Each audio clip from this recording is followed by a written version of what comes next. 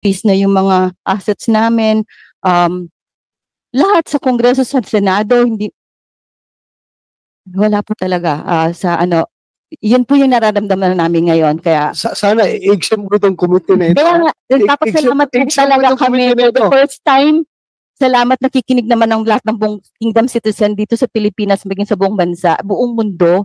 Nakikiisa sila sa amin ngayon sa pagharap, kahit nung first na nabigyan talaga kami ng boses sa unang pagkakataon lang po talaga ito na, ay salamat, meron pa pala talagang nakikinig at magbibigay sa atin ng pagkakataon na maitama naman.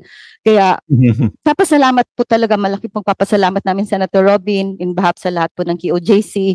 At ganun lang din po ang kanina Pinoy, naman talaga ang gusto naman namin malaman. So nag-uusap tayo ng batas kung reward ba o bounty. For the sake sa amin din yun. Biglang nagkaroon ng patong sa ulo si Pastor. Kaya sa amin na sino yun? Nag-iiyakan doon kami, sa bakit meron patong sa kaibigan ulo ba ni namin, Kibuloy. kilala ba namin, o may kaaway ba si Pastor? Meron Madami. bang nagkaka-interest kay Pastor na mawala siya? Ganon. Bakit may influence ba si Pastor? Anong bang interest nila kay Pastor? Bakit ganon na lang talaga sila atat na atat? Grabe sila kung mangharas. Bakit si Pastor, ang dami namang problema ng Pilipinas, ang dami namang kriminal, ang dami namang mga drug bust nila na ayaw ko kung totoo o hindi. Bakit wala po yan? Bakit si baka Pastor, yun po malibog. ang nararamdaman namin ng buong Kingdom Nation. Nananahimik kami. Sabi nila nananahimik ang pulis. Kami yung nananahimik. Wala ibang tinuturo si Pastor kundi pagmamahal, kaligtasan, pagtulong, nation building. Ever since yun talagang advokasya ni Pastor Kibuloy. Bigla na lang nagkaganito pagkatapos sunod-sunod na po nung mawala po si sorry for that, pero nung tapos po yung ni PRRD, wala na po, naipit na po lahat talaga si Pastor, gipit na po si Pastor. So yun lang po ang gusto namin ipaabot sa lahat. Bakit po ganon? Kaya maraming salamat po in behalf po ng buong Kingdom of Jesus Christ, Senator Robin, Senator Bato, at sa lahat po ng, alam namin marami pa rin matitino, marami pa rin naman talaga mabubuti ang puso sa ating mga leaders, sa lahat ng mga namamahala. Kaya we are taking this chance, ang pagkakataon na masiayos po lahat. Sabi naman ni Pastor, ulitin ko lang, kasi hindi na namin kasama si Pastor, na haharap naman talaga siya kung ano yung korte. Yung natapos na kaso sa Davao, binuhay lang nila ulit sa DOJ, binuhay ulit nila sa Pasig at sa Quezon City, nahati pa. Haharap talaga si Pastor, wag lang po talaga yung wag lang talaga makisawsaw, wag lang talaga makialam ang Amerika.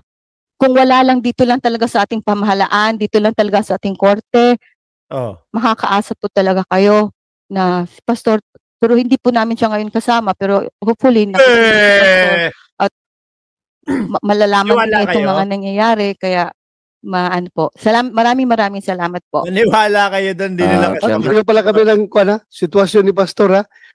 Sa akin, harapin ko lahat ng kaso dito sa Pilipinas, wag lang ICC. Correct. Wag lang. Diba? Wag lang magsasaga, diba? Wag lang ICC. Kahit sinong korte dyan, file nyo dito, basta dito lang sa Pilipinas, wag lang ICC.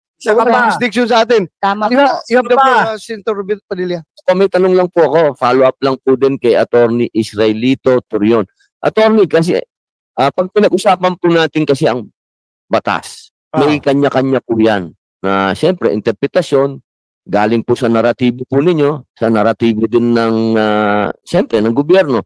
Kayo na po ang tatanungin ko, sa palagay niyo po, Attorney, ano po ang kulang doon sa sinasabing batas ng DOJ ni Yusek para ang mga tinatawag pong inakasuhan, yung mga accused, hindi naman parehas ng convicted? Meron po ba kayong nakikita o suggestion na pwede nating ilagay doon sa batas na yun? Wala po akong nakikitang kulang po, Senator. Ang nakikita ko lang ay siguro I understand Yusekte, trabaho niya yan, baka with due respect, baka ganun din talaga yung pagtingin niya. Pero kung basahin po natin yung Villanueva versus People, Your Honor, DOJ which likewise involves a violation concerning Section 7D, Your Honor. Doon po ay parang opisyal po siya ng opisyal po siya ng gobyerno. Tapos iniimbestagahan niya yung isang kooperatiba. Nagkuha siya ng loan. Iba naman yung transaction sa loan, pero sa same kooperatiba pa rin. Kinestyon po siya, naging convicted po kasi according to the Supreme Court, para na po hindi ko gagamitin yung memory ko, baka magkamali pa ako at ako'y tao. Ang sabi po dito, the overarching policy objective of RA 6713 is to promote a high standard of ethics in public service. Accordingly, certain acts which violate these ethics, such as that provided under Section 7D, have been declared unlawful and accordingly classified as mala prohibita. Notably, RA 6713 exhorts that public officials and employees shall always uphold the public interest over and above personal interest. Thus, public officials do not enjoy the same autonomy as that of private individuals, and hence, usually normal transactions as that of obtaining loans, as in this case, come with necessary restrictions whereby personal interests take a backseat for the sake of preserving the pristine image and unqualified integrity of one's public office. Kaya nga po, dito, pag-ibahin po natin, kasi po si Secretary Abalos ay Secretary of Interior and Local Government. He is practically the alter ego of the President of the Republic of the Philippines. And therefore, high ethics would have reminded him of Section 7D of RA 6713, Your Honor, because the purpose of this is to promote a high standard of ethics in public service nga. So, kumbaga, in the performance of your duty, may mga taong magmamagandang loob na Secretary, bigyan natin ng 10 million yan. Dapat, sana, hindi yung in-entertain. Kaya baka yung tao na yun, may ulterior motive against kay Pastor. Note na may MR pa si Pastor. Hindi pa siya konbiktado po.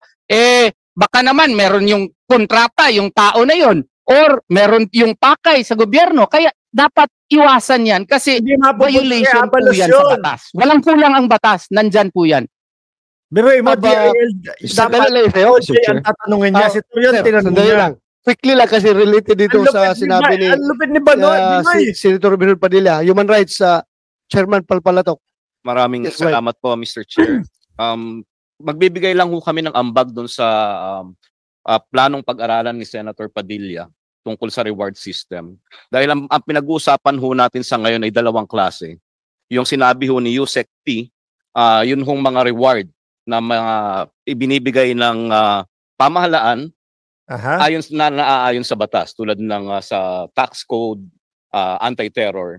Yung pondo ho nun galing sa pamahalaan. Ngayon yung isa hong pinag-uusapan natin dito,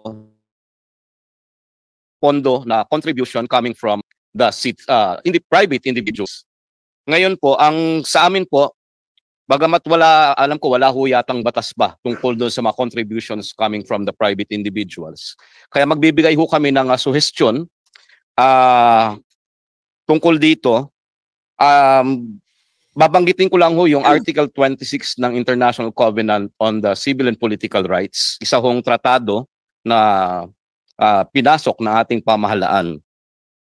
Nakasad ho dito, all persons are equal before the law and are entitled without any discrimination to the equal protection of the law. In this respect, the law shall prohibit any discrimination and guarantee to all persons equal and effective protection against discrimination on any grounds such as race, color, sex, language, religion, political or other opinion, national or social origin, property, birth, or other status.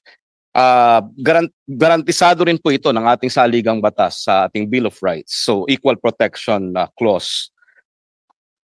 Kaya ko binanggit ito dahil sa paggawa ho ng ating ng batas patungkol ho dito.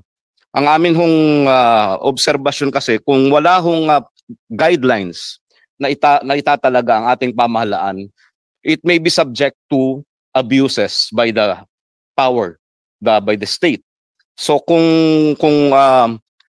sakali hong gagawin niyo po itong batas na ito ay magtalaga lang ng tamang polisiya upang magkaroon ng pantay-pantay na pagtingin sa ilalim ng batas ang mga tao regardless of na may tamang pamantayan kung paano bibigay yung reward or award or bounty sa tao.